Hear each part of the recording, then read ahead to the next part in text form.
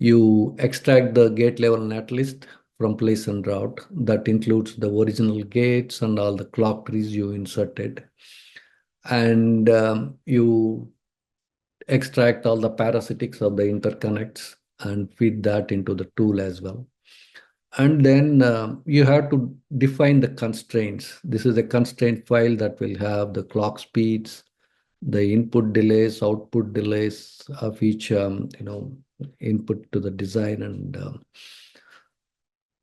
then you also define, there may be some paths, sequential paths in the design that may be multi-cycle or false paths. There may be some exceptions.